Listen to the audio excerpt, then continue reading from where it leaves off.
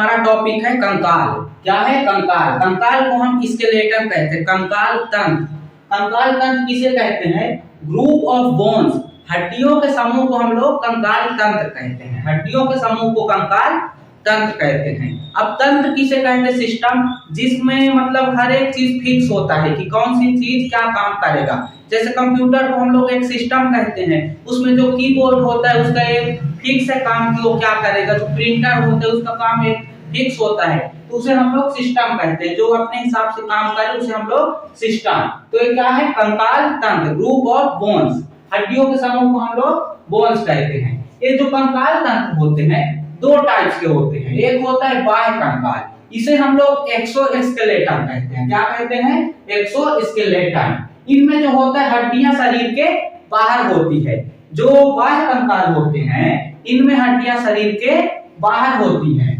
बाह्य कंकाल में जैसे कीट, इंसेक्ट वर्ग की, जैसे स्नेल, स्नेल में हड्डियां शरीर के बाहर होती है। केकड़ा, केकड़ा में जो हड्डियां होती है शरीर के बाहर होती है। सीप, सीप में क्या होता है? हड्डियां शरीर के बाहर।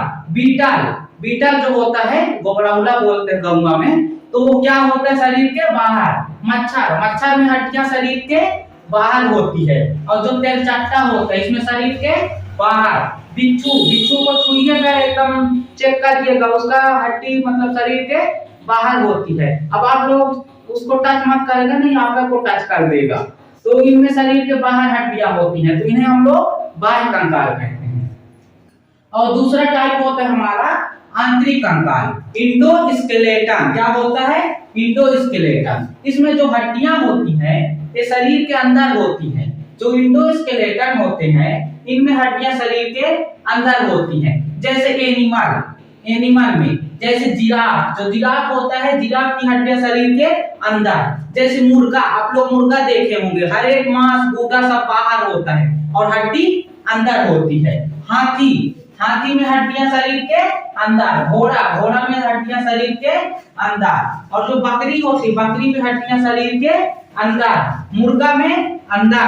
तो ये क्या हो जाते हैं? आंतरिक कंकाल।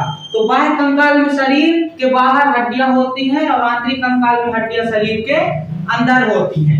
अब ये कंफ्यूजन आता है, जो कछुआ होता है, क्या होता है? कछुआ, इसमें दोनों कंकाल पाया जाता है। जो इसका एक थुथुर होता है, क्या होता है? थुथुर। कछुआ का जो थुथुर होता है ये आंतरिक कंकाल होता है।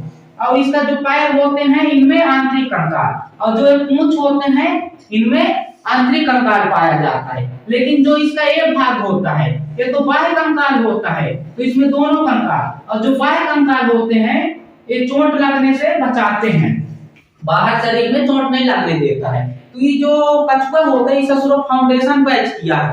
जब ये खतरा इतना है कि जब ये देखता है कहीं पर खतरा आ रहा है तो ये मुड़िया को अंदर डाल लेता है, पैर को अंदर डाल के सबको अंदर डाल के चुपचाप बैठ जाता है, इसे एकदम शुतुरमुर्ग के जैसे। और ऊपर से मारते रहो, कोई असर नहीं पड़ता है। तो भाई छोटा फाउंडेशन बैच किया है बायोलॉजी का कछुआ। तो इसमें क्या होता है? शरीर के इसमें दोनों कंकाल होते हैं, आंतरिक कंकाल और बाह्य कंकाल। बाह्य कंकाल में चोट नहीं लगता है क्योंकि हड्डियां शरीर के बाहर होती है। अब हमको बेसिकली आंतरिक कंकाल देखना है। क्या देखना है? आंतरिक कंकाल। क्योंकि मानव में क्या पाया जाता है? आंतरिक कंकाल।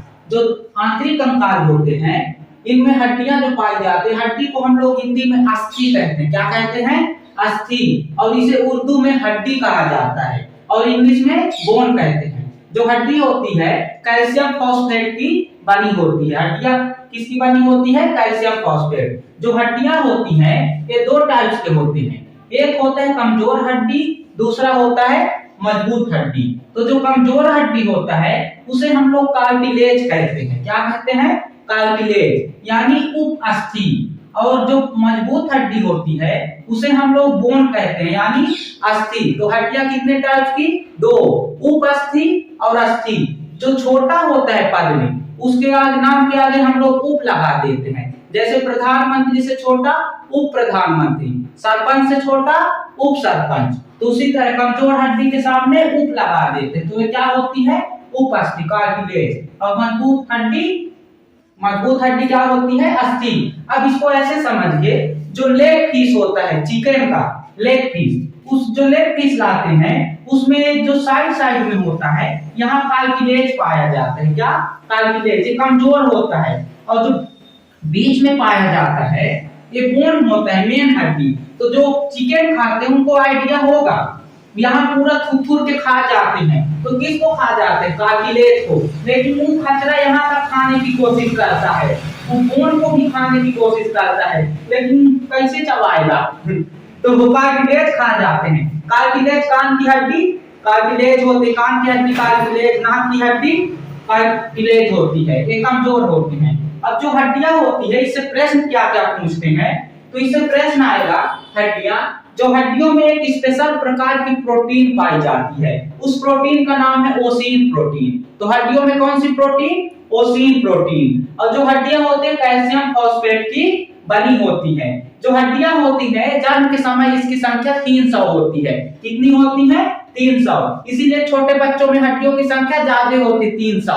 तो उसका शरीर इधर उधर घूम जाता है, तभी ना बाबू बाबू करते रहते हैं, किधरों घुमा देते छोटका बचवा को, क्योंकि उसमें हड्डियों की संख्या ज्यादा होती है।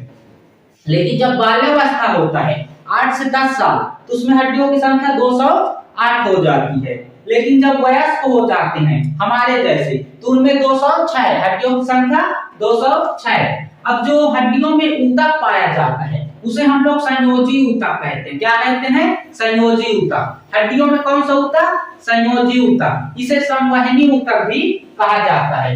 जो हड्डियों में पुनर्निर्माण होता है, जो हड्डियों में रीजनरेट यानी पुनर्निर्माण होता है, उसे हम लोग ऑस्टियोब्लास्ट कहते हैं। यानी हड्डियों का छाती जो हो जाता है तो दोबारा निर्माण हो जाता है, पुनर्निर्माण, तो उसे हम लोग ऑस्टियोब्लास्ट कहते हैं। लेकिन कोशिका में पुनर्निर्माण को हम लोग क्या कहते हैं? कौन करता है? सेंट्रोसोम। कोशिका में पुनर्निर्माण सेंट्रोसोम, लेकिन हड्डियों में पुनर्निर्माण क्या कहलाता है? ऑस्टियोब्लास्ट। जो हड्डियां